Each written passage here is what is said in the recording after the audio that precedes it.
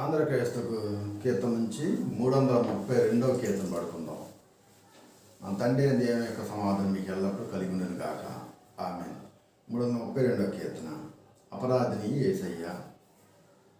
అపరాధిని యేసయ్య,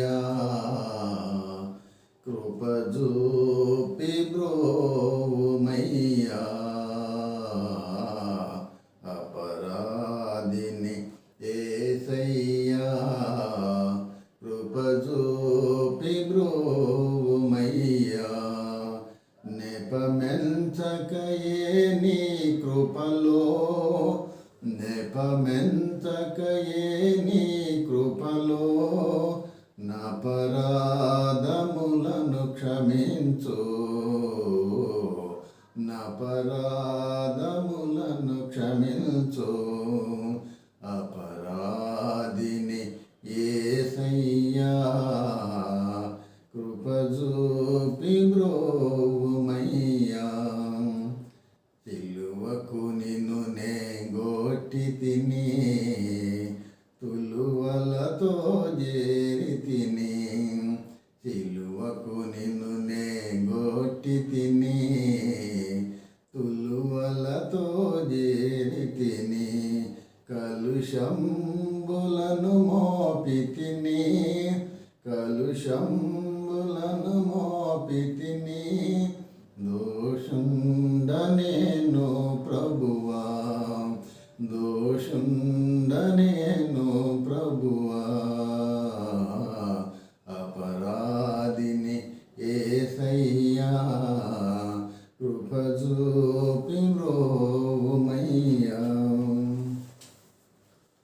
ఈ దినమునకు ఏర్పాటు చేయబడిన వాక్య భాగము ఆదికాండము 22వ అధ్యాయము 9వ వచనం నుండి 7వ వచనం నుండి 11వ వచనం వరకు ఇలాగూ మనం వ్రాయబడినది. వారిద్దరు కూడి వెళ్ళుచుండగా ఇస్సాకు తన తండ్రి అయిన అబ్రహాముతో, నా తండ్రి అని పిలిచెను. అందుకు అతడు, ఏమి నా కుమారుడా ఆయను. అప్పుడు అతడు, నిప్పును కట్టెలను ఉన్నవి కానీ దహన బలికి గొర్రెపిల్ల ఏది అని అడుగగా, అబ్రహాము, నా కుమారుడా దేవుడే దహన బలికి గొర్రెపిల్లను చూసుకొని అని చెప్పాను. అలాగే వారిద్దరు కూడి వెళ్ళి దేవుడు అతనితో చెప్పిన చోటికి వచ్చినప్పుడు అబ్రహాము అక్కడ బలిపీఠమును కట్టెలు చక్కగా చేర్చి తన కుమారుడికి ఇస్సాకును బంధించి ఆ పీఠంపై ఉన్న కట్టెల మీద ఉంచెను.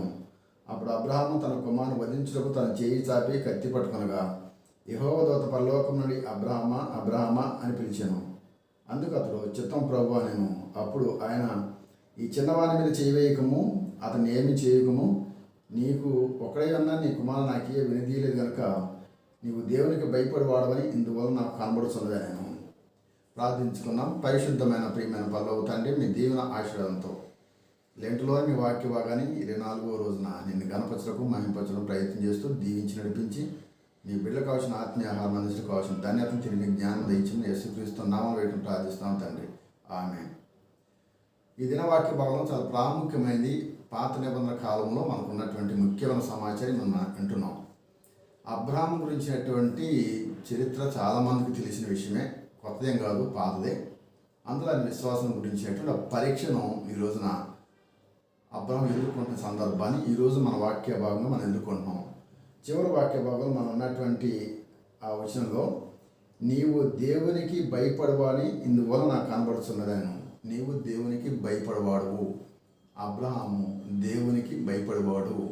Abraham the fear of God అనేటువంటి అంశం మీద ఈరోజు మనం ముందుకు వస్తున్నాం. మనకందరూ తెలిసిన విషయమే. అబ్రహాము దేవుడు ఏ విధంగా పరీక్ష చేశాడనే విషయం మనం గమనిస్తే 22వ అధ్యాయం దాని గురించి వివరిస్తూ ఉంది. ఆదికాండం 22వ అధ్యాయం చదువుకున్న ప్రతి ఒక్కరికి అబ్రహాం యొక్క విశ్వాస జీవితాన్ని దేవుడు ఏ విధంగా పరీక్షించాడో మనకు తెలుసు. అబ్రహాం గురించి మనం చెప్పుకోవాలన్నప్పుడు, అన్యుడైనటువంటి అబ్రహాముగా జీవించినంత కాలం దేవుని తెలుసుకోలేకలేదు. కానీ తండ్రి అయిన దేవుడు ఆయన మార్చి తన గురించి తాను తెలియజేసి అబ్రహాం జీవిత విధానం మార్చినప్పుడు అబ్రహాం కాస్త అబ్రహాంగా మారిన ఆ సందర్భం మనం జ్ఞాపకం చేసుకున్నాం.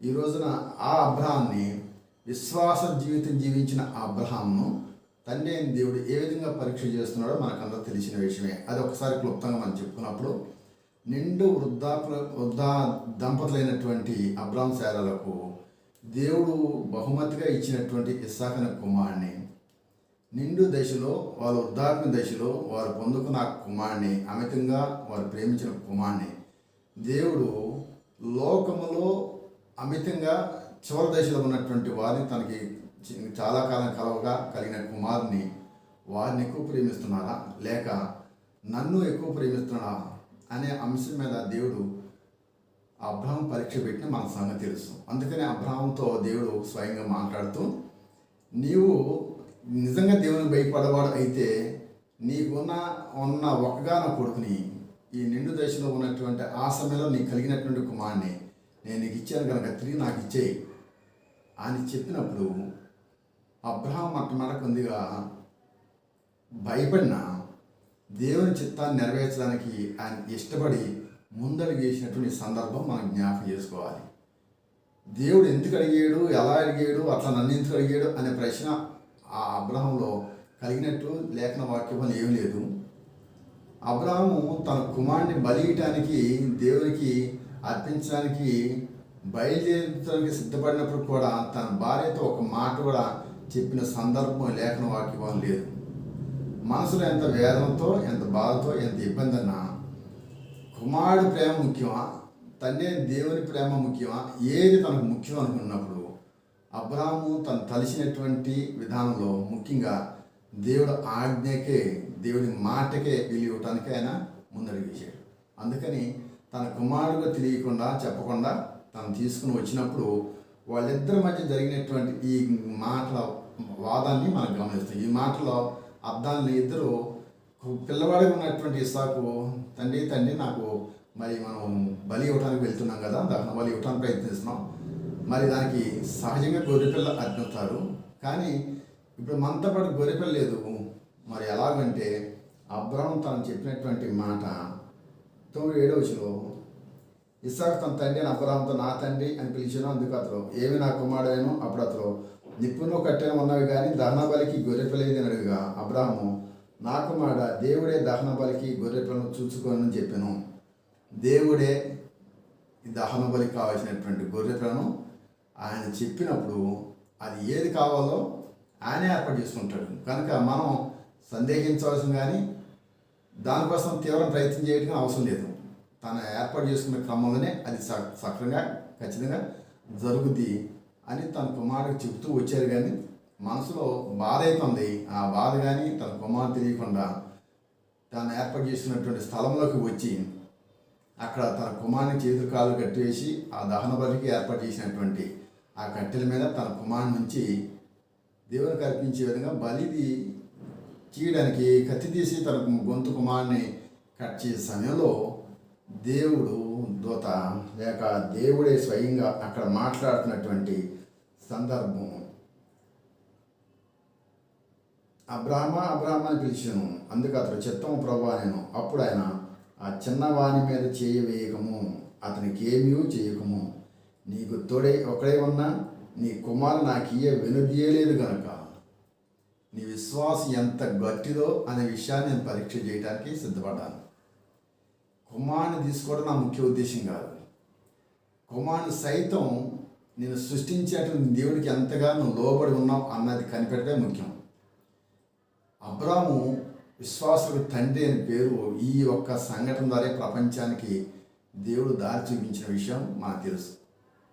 చాలా సందర్భాల్లో చాలామందికి వ్యక్తిగతంగాను భౌతికంగాను శరీర జీవితం జీవించినప్పుడు కొన్ని కష్టాలు, కొన్ని ఇబ్బందులు, కొన్ని అనేక రకమైనటువంటి శ్రమలు మనకు అనుభవిస్తాం. ఈ శ్రమలు వచ్చినప్పుడల్లా ప్రతి ఒక్కరు ముందుగా దూషించేది ఎవరంటే దేవుని తప్ప మనుషుల్ని కానీ తన పరిస్థితి కానీ తన ప్రయత్నాన్ని కానీ ఏమాత్రం దూషించుకోం.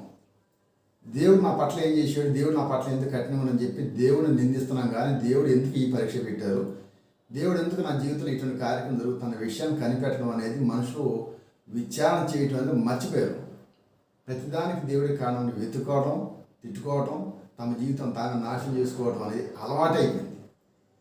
తండ్రి అయిన దేవుడు అబ్రహాన్ని ఒక మంచి వాతావరణం నడిపించడానికి, తనకుంట విశ్వాస జీవితాన్ని బలపరచడానికి స్వయంగా అబ్రహాం తండ్రి, తాను, తన భార్య అందరూ కూడా విగ్రహారాధికులు అయిన సందర్భంలో దేవుడు అబ్రాహామును పిలిచి తన స్వభావాన్ని, తన క్రియను, తన ఆలోచనను, తన పేరును కూడా మార్చేసి, ఇక నుంచి నువ్వు దేవునికి నమ్మకమైన విధేయుడిగా ఉంటావు, నీ జనాంగము నీ ద్వారా విస్తరిస్తుందని ఒక వాగ్దానం కూడా ఇచ్చినప్పుడు, లేక లేక పుట్టినటువంటి ఒక పిల్లవాడి ద్వారా జనాంగం వస్తుందంటే సహజంగా ఎవరు నమ్మరు. కానీ అబ్రాహాము నమ్మాడు, దేవుని పరిపూర్ణ నమ్మాడు.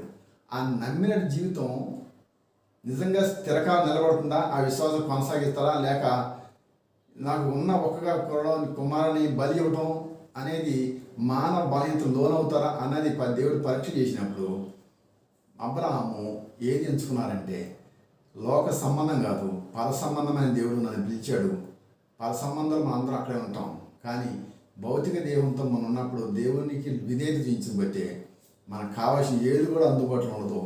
కనుక దేవుడిని పరిపూర్ణంగా తనకి ఏది ఉన్నా ఏది లేకపోయినా దేవుడు చెప్పిన మాటకు ఎందుకు, ఎలాగూ, ఏమిటి అనేది ప్రశ్నించకుండా, ఇతరులకు చెప్పకుండా దేవునికి సంపూర్ణ విధేయత కలిగినటువంటి ఈ సంఘటన ఈరోజు మనం జ్ఞాపకం చేసుకోవాలి. మన కలిగినటువంటి శోధన అనేది మనిషికి వచ్చేటువంటి ఒక పరీక్ష. ఆ పరీక్షలో నిలబడతావా, ఓడిపోతావా అన్న దేవుడు నిన్ను ప్రశ్నిస్తున్నాడు. దాని గురించి నేను ప్రయత్నం చేస్తున్నారు. జ్వరం వచ్చినప్పుడు ట్యాబ్లెట్ వేస్తామా, దేవుని విశ్వాసం ఉంటా అన్నది మనకు ఉద్దేశం. విశ్వాసం ఉన్నా తగ్గుద్ది, ట్యాబ్లెట్ వేసుకున్నా తగ్గుద్ది. కానీ ఆ జ్వరం నాకే ఎందుకు వచ్చింది, అందరికి ఎందుకు రాలేదు, ఇది నాకు మాత్రమే రావాలా, అందరూ బాగానే ఉన్నారు అని అనుకోవటం అనేది అవివేకము అనేది మొట్టమొదటి జ్ఞాపకం చేసుకోవాలి. మనిషికి జబ్బులు వచ్చినా, ఆర్థికమైన ఇబ్బందులు వచ్చినా, బంధుత్వాలు దూరమైనా, అనేక శ్రమలైనా, వచ్చే ఆస్తి రాకపోయినా, లేకపోయినా ఆస్తి ఇంకా తగ్గిపోయినా, ఎన్నో రకాలు మనుషులు జీవించినంతకాలం ఏదో ఒక శ్రమలు అనేది సహజము. మనిషిగా పుట్టిన వాళ్ళ శ్రమలు సహజము, ఆర్థిక ఇబ్బందులు సహజము, రోగములు సహజము, జబ్బులు సహజము. వీటి నుంచి బయటికి రావడానికే యేసు ప్రభువు వారు తన జీవితాన్ని నీ కొరకు అర్పించిన విషయం ఒకసారి నువ్వు జ్ఞాపకం చేసుకోవాలి. ఈ సంపూర్ణమైన విధేయత నువ్వు ఎలా చూపిస్తున్నావు అన్నదే ఇక్కడ ముఖ్యం. కనుక తండ్రి అయిన దేవుడు అబ్రాహామును ఏ స్థితిలో ఉంచాలని అనుకున్నారో ఒకసారి మనం గమనిస్తే, ఆదికాండం 18వ అధ్యాయం 19వ వచనం మనం ఒకసారి చూసినప్పుడు, ఆ వచనంలో దేవుడు అబ్రాహామును ఈ స్థితిలో ఉండదలుచుకున్నారు. ఎట్లా అనగా, యెహోవా అబ్రాహామును గురించి చెప్పినది అతని కలుగు చేయనట్లు తన తరువాత తన పిల్లలను, తన ఇంటి వారును నీతి న్యాయమును జరిగించుతూ యెహోవా మార్గమును గైకొనుటకు అతడు వారికి ఆజ్ఞాపించినట్టు నేను అతని ఎరిగి ఉన్నాను అనెను.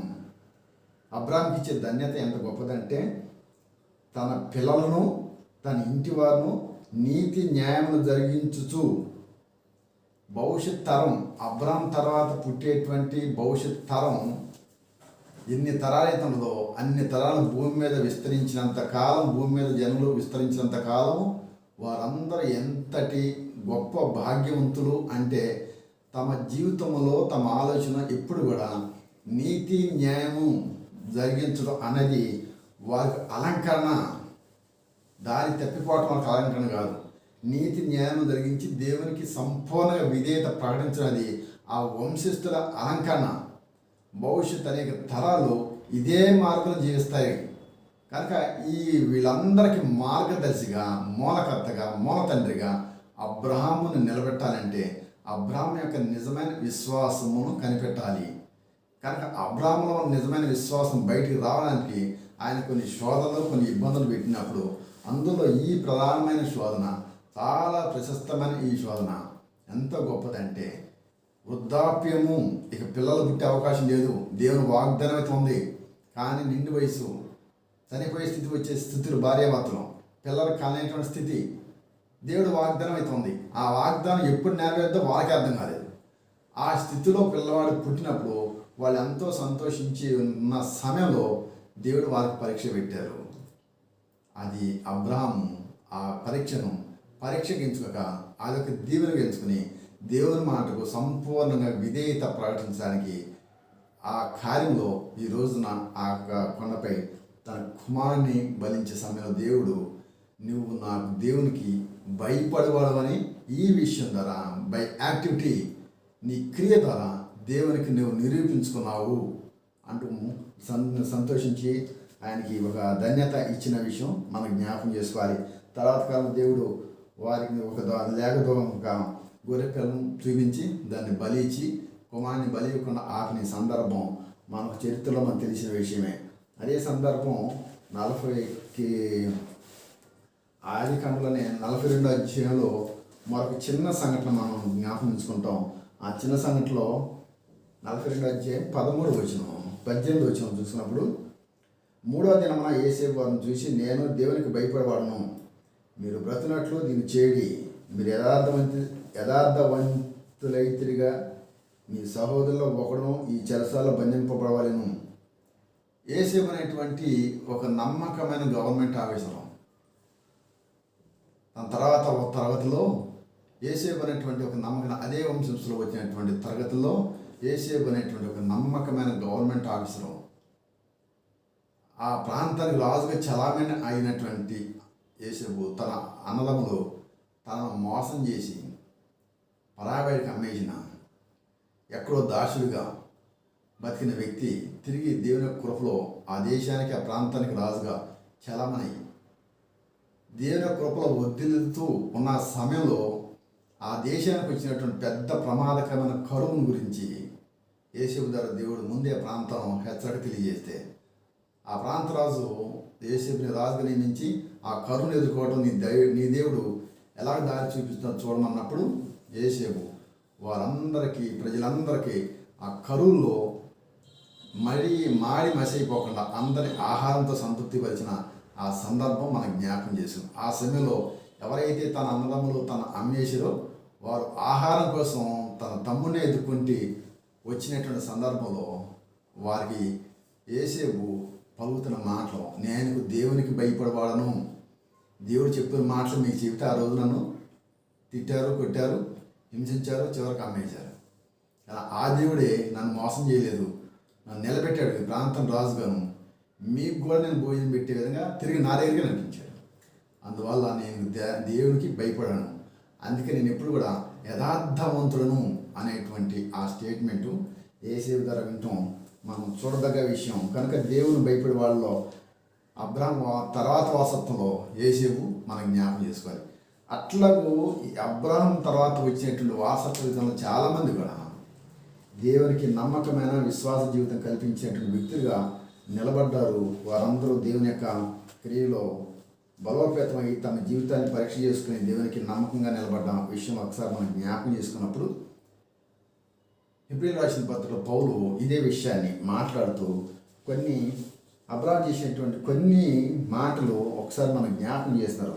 17 వచనం నుంచి 20 వచనం మనం చదువుకున్నప్పుడు అందులో 17 వచనంలో, అబ్రాహాము శోధింపబడి విశ్వాసం బట్టి ఇస్సాకును బలిగా అర్పించెను, ఎవడు ఆ వాగ్దానం సంతోషంతో అంగీకరించెనో ఇస్సాకు వలన ఇది నీ సంతానం అనబడను అని ఎవరితో చెప్పబడినో పౌలు చెబుతున్నటువంటి భాషలో, అబ్రాహాం శోధింపబడి విశ్వాసం బట్టి ఇస్సాకును బలిగా అర్పించెను.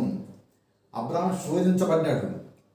అబ్రాహాము ఏ శోధన అంటే విశ్వాసాన్ని పరీక్షించే శోధన, మానవ బలహీనత వచ్చే శోధన కాదు. తన విశ్వాసం దేవుని ఎంత సంపూర్ణంగా పరిపూర్ణంగా కనబడుతుందో లేదో ప్రపంచానికి దేవుడు ఆ అబ్రాహాంని బయట చూపించడానికి దేవుడు చేసిన ప్రయత్నం, విశ్వాసం బట్టి ఆయన శోధింపబడినప్పటికీ ఇస్సాకును బలిగా అర్పించడానికి ప్రయత్నం చేసినప్పటికీ ఎవడో ఆ వాగ్దానం సంతోషంతో అంగీకరించడం ఎదురు జరగకుండా సమాధానంతో ఆ ఇస్సాకును దేవునికి సంతోషంతో అంగీకరించడానికి ఇష్టపడ్డాడో ఆ కుమారుడు వల్లనే నీ సంతానం అనబడును. ఎవరిని బలి అడిగాడో ఆ బలి ద్వారా వచ్చిన సంతానమే నీ ఒరిజినల్ సంతానము, అంటే నీతి న్యాయం జరిగించే సంతానం అనే వాగ్దానము ఆ కుమారుడు లోకంలో ప్రసిద్ధిగాంచింది.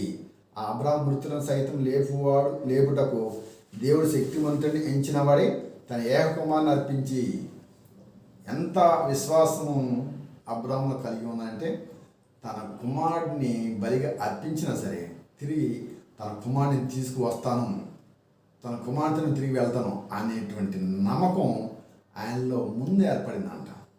కానీ పౌలు భక్తుడు ఎంత విశ్లేషణ చేసి మనతో జీవితం చూడండి, బలి అర్పించడానికి సందేహించకుండా ముందుకు వచ్చేటువంటి ఆ అబ్రాహాము ఎందుకు అంత ఓర్పుతో ఈ కార్యక్రమం చేయాలంటే తను అడిగింది దేవుడు, తను సృష్టించినటువంటి దేవుడు.